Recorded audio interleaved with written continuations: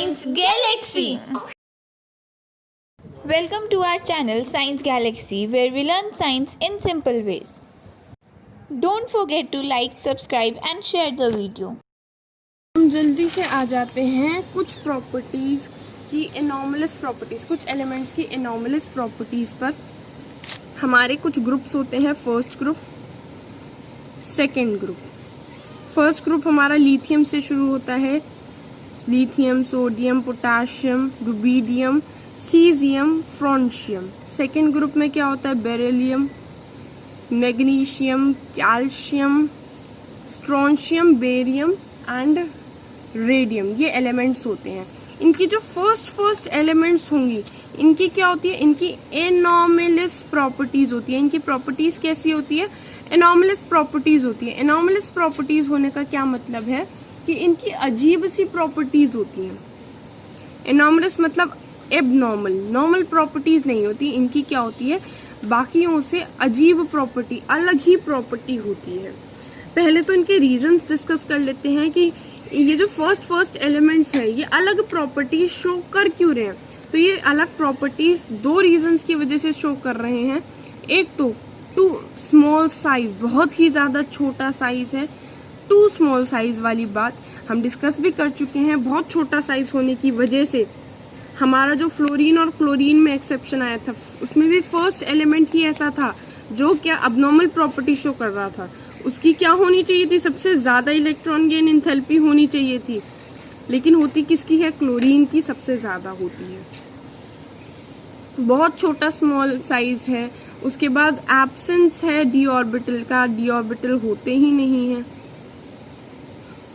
उसके बाद और भी रीजन है, सबसे ज्यादा इलेक्ट्रोनेगेटिव यही होते हैं।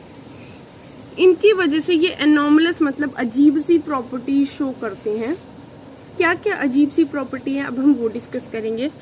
अगर हम लिथियम की बात करें, बाकी ये जो मेटल्स हैं ये सॉफ्ट मेटल्स होते हैं। कैसे होते हैं? सॉफ्ट मेटल, जबकि लिथियम एक हार्ड मेटल है। पहली एक्सेप्शन। दूसरी एक्सेप्शन, NaCl की बात करें, KCl की बात करें, सारे आयनिक कंपाउंड्स हैं, लेकिन LiCl ये हमारे आयनिक कंपाउंड्स बनाता है जनरली, लेकिन LiCl कैसा है? एक कोवेलेंट कंपाउंड है। LiCl क्या है? LiCl एक कोवेलेंट कंपाउंड है, मतलब ये शेयरिंग से बना होता है। ऐसे ही हम बात करें, ये सारे एलिमेंट्स आयनिक कंपाउंड्स बनाते हैं। बेरिलियम कैसा कंपाउंड बनाता है? बेरिलियम पता है कैसे कंपाउंड बनाता है? बेरिलियम हमारा कोवेलेंट कंपाउंड बनाता है, मतलब शेयरिंग की हेल्प से बनाता है। ये हमारा कैसे कंपाउंड बनाता है? शेयरिंग की वजह से। और लिथियम भी शेयरिंग की वजह से। बाकी सारे के सारे कैसे बनाते हैं? आयनिक की वजह से बनाते हैं। और ये जो एलिमेंट्स है ना, लिथियम की बात कर लो, ये जो लिथियम है ये अपने एलिमेंट जैसे तो प्रॉपर्टी बिल्कुल भी शो नहीं करेगा। जैसे हम बात कर ले कि बाकी जो कार्बोनेट्स होते हैं, Na2CO3, हमें पता है स्टेबल कार्बोनेट्स हैं, इनको तोड़कर कुछ नहीं बनता। इनको तोड़कर कभी कुछ नहीं बनेगा, लेकिन Li2CO3 को तोड़ो तो वो Li2O CO2 बना लेता है। ठीक है भाई, वो क्या बना लेता है? वो टूट जाता है उसका कार्बोनेट। ये भी प्रॉपर्टी क्या है? ये भी प्रॉपर्टी एनॉमलस प्रॉपर्टी है। किसके कंपैरिजन में? ये लिथियम जो है वो एनॉमलस प्रॉपर्टी शो कर रहा है। और कौन सी एनॉमलस प्रॉपर्टी होती है? अगर हम बाकी सबके नाइट्रेट्स को डिस्कस करें, अगर हम नाइट्रेट की बात करें तो हमें पता है NaNO3 क्या करता है? NaNO3 टूट जाता है NaNO2 प्लस O2 में, नाइट्राइट तक टूटता है। जबकि KNO3 भी ऐसे टूटता है, KNO2 plus O2। But LiNO3 कैसे टूटता है? Li2O NO2O2। इन तीन चीजों में टूट जाता है हमारा लिथियम का नाइट्रेट। ये भी अलग प्रॉपर्टी है। हमारा लिथियम सिर्फ एक टाइप की ऑक्साइड बना सकता है, वो है मोनो ऑक्साइड। कभी भी वो ना पर ऑक्साइड बना पाएगा, ना ही सुपर ऑक्साइड बना पाएगा। ये सारी इसकी एनॉमलस प्रॉपर्टीज चल रही है। लिथियम कभी भी क्या नहीं बना पाता? पर ऑक्साइड नहीं बना पाता, सुपर ऑक्साइड नहीं बना पाता। सोडियम बना लेता है, सोडियम मोनोऑक्साइड बनाता है Na2O, सोडियम परऑक्साइड भी बनाता है Na2O2, लेकिन सोडियम भी सुपर ऑक्साइड नहीं बना पाता। बाकी पोटेशियम तो सब बना लेता है, monoxide K2O, peroxide K2O2 and super oxide क्या होता है KO2। बाकी एलिमेंट सब शो कर लेते हैं, monoxide, peroxide as well as super oxide, तीनों इसके पॉसिबल होते हैं। ठीक है भाई, तो इनके क्या होते हैं, इनके तीनों ही पॉसिबल होते हैं। ऊपर से पता है ये जो एलिमेंट्स हैं, लिथियम की ही बात कर लो, ये अपने ग्रुप जैसी तो प्रॉपर्टी शो कर नहीं रहा है, बल्कि ये एक डायगोनल रिलेशनशिप शो कर रहा है। मतलब अपने ग्रुप जैसी प्रॉपर्टी नहीं शो करेगा ये लिथियम जो है, ये सोडियम जैसी प्रॉपर्टी तो शो करेगा नहीं, लेकिन डायगोनल में जो इसका एलिमेंट है मैग्नीशियम, ये लिथियम मैग्नीशियम जैसी प्रॉपर्टीज को शो करने लग जाएगा, लिथियम मैग्नीशियम जैसी प्रॉपर्टीज शो करने लगेगा। तो लिथियम मैग्नीशियम जैसी प्रॉपर्टीज क्यों शो करने लगेगा, क्योंकि ये देखो, अगर हम यहाँ पे ये वाला एलिमेंट कौन सा होता है, मैग्नीशियम के ऊपर वाला एलिमेंट कौन सा होता है, बेरिलियम। अगर हम लेफ्ट टू राइट जा रहे हैं, अगर हम लेफ्ट से राइट जाते हैं, हमें पता है क्या होता है, हमें पता है इलेक्ट्रोनेगेटिविटी इंक्रीज करती है, और नीचे जाते जाते क्या होता है, नीचे जाते जाते इलेक्ट्रोनेगेटिविटी डिक्रीज करती है। तो ऐसे जाने पर इलेक्ट्रोनेगेटिविटी बढ़ रही है और ऐसे जाने पर इलेक्ट्रोनेगेटिविटी कम हो रही है। अगर हम दोनों ही स्टेप्स चल लें, पहले ऐसे जाएं फिर ऐसे जाएं, तो इलेक्ट्रोनेगेटिविटी तो दो इफेक्ट्स की वजह से ऑलमोस्ट सेम हो जाएगी। इस वजह से लिथियम अपने ग्रुप सोडियम या पोटेशियम जैसी प्रॉपर्टी नहीं शो करता, मैग्नीशियम जैसी प्रॉपर्टी शो करता है। ये जो भी हमने एनॉमलस प्रॉपर्टीज पढ़ी कोवलेंट को छोड़कर, ये हमने जो पढ़ा कि भाई इसका जो मैग्नीशियम का carbonate, lithium carbonate magnesium carbonate जैसा टूटता है, सोडियम कार्बोनेट जैसा नहीं। Li2CO3 कैसे टूटता है, Li2CO3 टूटता है Li2O प्लस CO2, जबकि MgOCO2 सेम से टूट रहे हैं और अपना मोनोऑक्साइड बना देते हैं। लिथियम नाइट्रेट की बात करी जाए, लिथियम नाइट्रेट और मैग्नीशियम नाइट्रेट की बात करी जाए, तो भाई ये जो लिथियम नाइट्रेट है ये कैसे टूटेगा, lithium nitrate Li2O plus NO2 plus O2 देगा, मैग्नीशियम नाइट्रेट भी क्या देगा, MgO plus NO2 plus O2 देगा। तो इनके नाइट्रेट्स टूटकर बिल्कुल सिमिलर प्रोडक्ट्स बनाते हैं, जबकि हमारा सोडियम जैसा नाइट्रेट है ना, वैसे नहीं टूटता लिथियम नाइट्रेट, वो मैग्नीशियम नाइट्रेट जैसा टूटता है। इसे हम कहते हैं डायगोनल रिलेशन। लिथियम भी सिर्फ अपनी मोनोऑक्साइड बना सकता है और मैग्नीशियम भी सिर्फ अपनी मोनोऑक्साइड ही बना सकता है, सुपर ऑक्साइड पर ऑक्साइड इनके पॉसिबल नहीं है। तो ये एनॉमलस प्रॉपर्टीज हैं जो ये शो करते हैं। ऐसे ही हमारा जो बेरिलियम है वो भी कुछ एनॉमलस प्रॉपर्टी शो करता है, ठीक है, क्योंकि एक तो इसके पास d ऑर्बिटल्स नहीं होते है ना, कुछ ज्यादा ही छोटा साइज होता है, इलेक्ट्रोनेगेटिविटी बहुत ज्यादा होती है। अगर हम कंपेयर करें नाइट्रोजन फॉस्फोरस में, ये भी क्या होता है 15 ग्रुप का फर्स्ट एलिमेंट है, ये सेकेंड एलिमेंट है। तो भाई ये जो नाइट्रोजन है इसमें क्या है, एब्सेंस ऑफ d ऑर्बिटल्स है, d ऑर्बिट है ही नहीं इसमें, और इसमें तो होते हैं d ऑर्बिटल, फॉस्फोरस में एम्प्टी d ऑर्बिटल पूरा का पूरा भरा पड़ा है। तो इसका मतलब क्या है, ये जो N हमने कभी भी NCl5 का नाम नहीं सुना होगा, जबकि PCl5 एग्जिस्ट करता है। ऐसा क्यों भाई, क्योंकि नाइट्रोजन 5 क्लोरीन को अकोमोडेट ही नहीं कर सकता, उसके पास खाली जगह ही नहीं है 5 क्लोरीन को अपने में भरने की।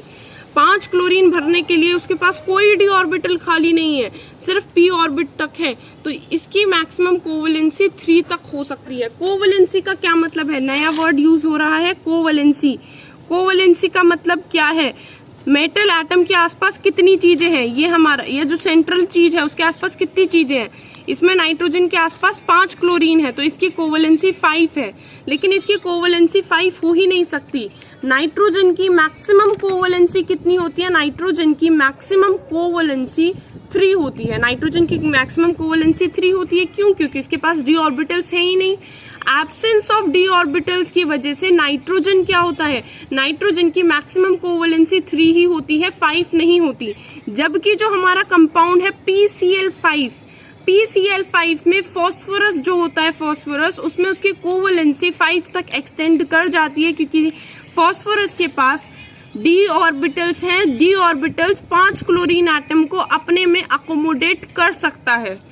ठीक है भाई, तो इसकी कोवेलेंसी 5 हो सकती है। क्यों हो सकती है? कोवेलेंसी का मतलब क्या है, कितने monovalent compound central metal species के आसपास है, उसे हम कहते हैं उसकी कोवेलेंसी। हमारा AlF6 तो सुना होगा, AlF6, इस पर चार्ज 3-, लेकिन BF6 कभी एग्जिस्ट नहीं करता। क्यों नहीं एग्जिस्ट करता BF6? क्योंकि बोरॉन फर्स्ट एलिमेंट है, इसके पास डी ऑर्बिटल है ही नहीं। डी ऑर्बिटल नहीं है तो ये 6 फ्लोरीन को कहाँ अकोमोडेट कर पाएगा? और अगर ये 6 फ्लोरीन को अकोमोडेट नहीं कर पाएगा तो क्या होगा, BF6 कंपाउंड एग्जिस्ट नहीं कर पाएगा। जबकि AlF6 बिल्कुल एग्जिस्ट कर सकता है। क्यों एग्जिस्ट कर सकता है AlF6? क्योंकि एल्यूमिनियम के पास डी ऑर्बिटल होते हैं, खाली डी ऑर्बिटल होते हैं, जिसमें ये एक्स्ट्रा इलेक्ट्रॉन्स, एक्स्ट्रा फ्लोरीन को अपने अंदर अकोमोडेट कर सकता है, बिल्कुल कर सकता है। ऐसे ही अगर हम बात करें कार्बन की, नाइट्रोजन की, फ्लोरीन की, ये अपने ग्रुप के सबसे फर्स्ट एलिमेंट्स हैं। देखो, जो नाइट्रोजन है और नाइट्रोजन है, इनके बीच में क्या होता है, इनके बीच में ट्रिपल बॉन्ड होता है।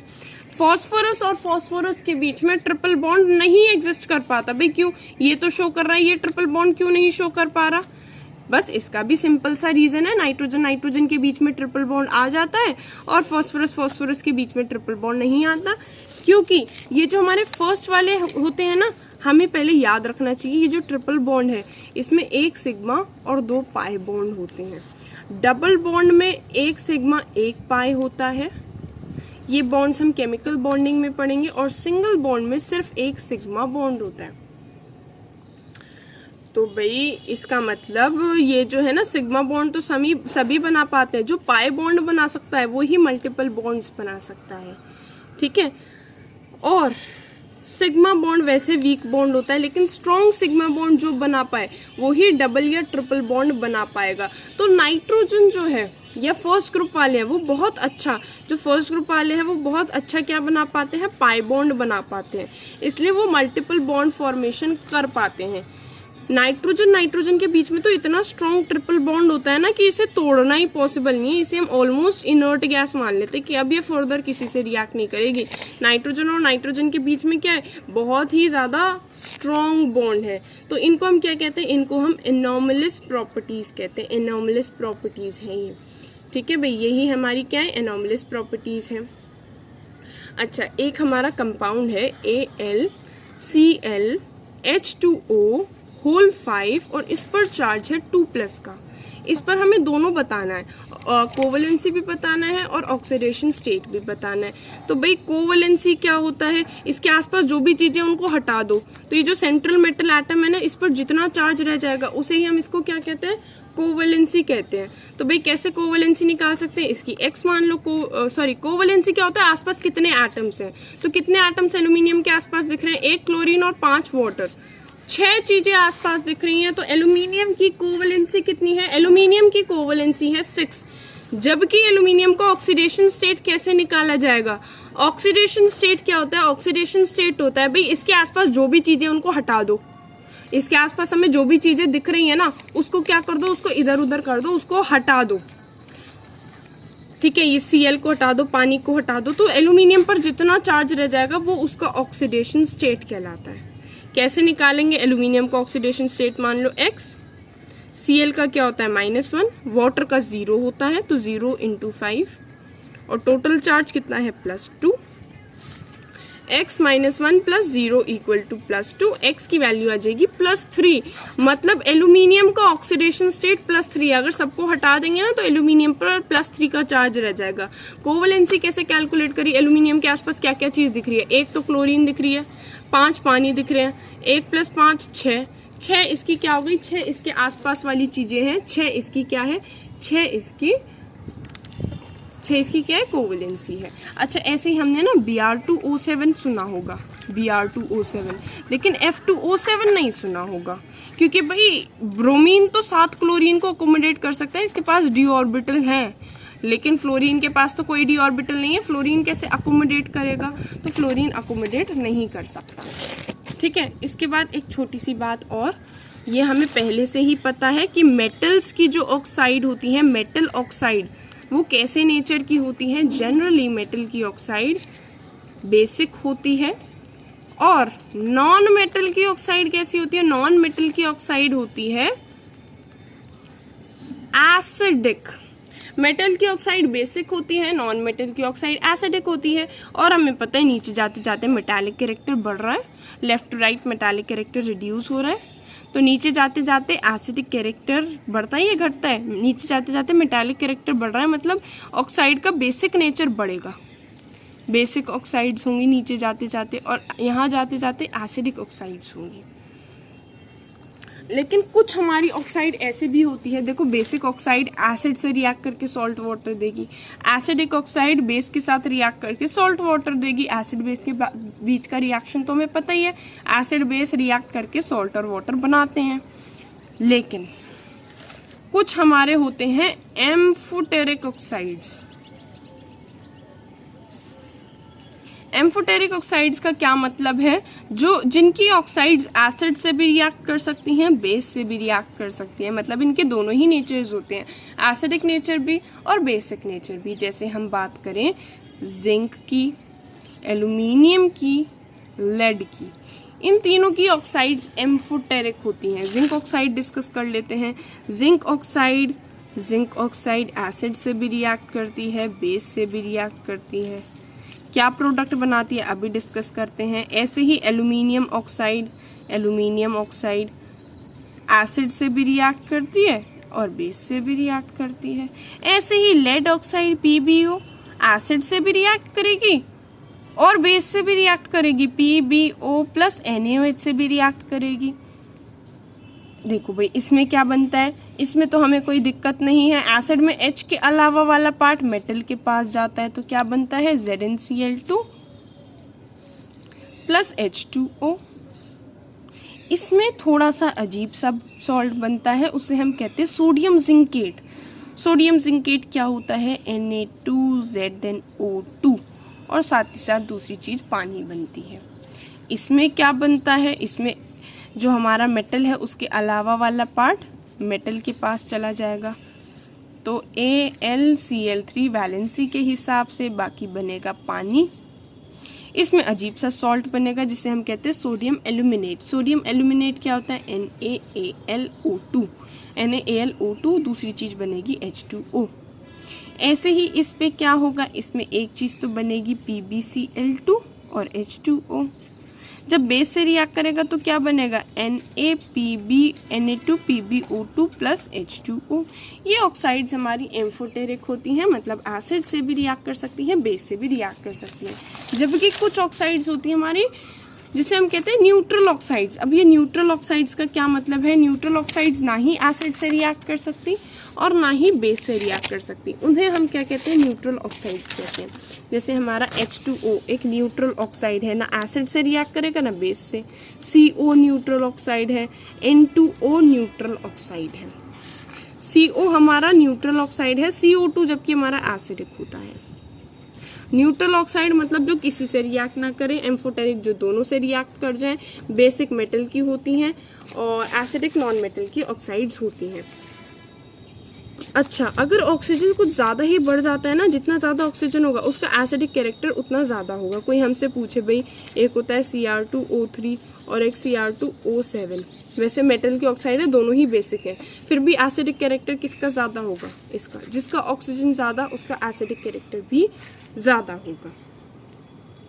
ठीक है भाई, जिसमें ऑक्सीजन ज़्यादा होता है उसका एसिडिक नेचर भी ज़्यादा होता है। जो ज़्यादा मेटालिक, ज़्यादा नॉन मेटालिक की ऑक्साइड होगी वो ज़्यादा एसिडिक होगी, और जिसके पास बहुत सारे ऑक्सीजन हो जाएं, जिसके आसपास बहुत सारे ऑक्सीजन हो, जैसे Br2O7 और Br2O3 में Br O3 होता है, Br 2O7 होता है, इसमें ज़्यादा एसिडिक ऑक्सीजन, तो इसके पास ज़्यादा है। जिसके पास ज़्यादा ऑक्सीजन वो हमारा क्या होगा, वो हमारा ज़्यादा एसिडिक माना जाता है। वो हमारा क्या माना जाता है ना, वो हमारा ज़्यादा एसिडिक माना जाता है। ठीक है भाई, तो हमें जनरल ट्रेंड पता चल गया। तो नीचे जाते जाते बेसिक ऑक्साइड्स का नेचर बढ़ता है और यहाँ जाते जाते एसिडिक ऑक्साइड्स का नेचर इंक्रीज कर जाता है। एसिडिक ऑक्साइड्स यहाँ पर लेफ्ट टू राइट होने लग जाती हैं। चलो आज के लिए इतना रखते हैं। Thank you. Thanks for watching the video. I hope you like it. Don't forget to like, share, comment and subscribe.